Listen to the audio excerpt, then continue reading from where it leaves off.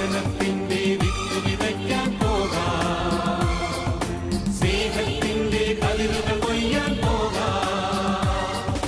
വചനത്തിന്റെ വിത്ത് വിതയ്ക്കാൻ പോകാം, സ്നേഹത്തിന്റെ കതിരുകൾ കൊയ്യാൻ പോകാം.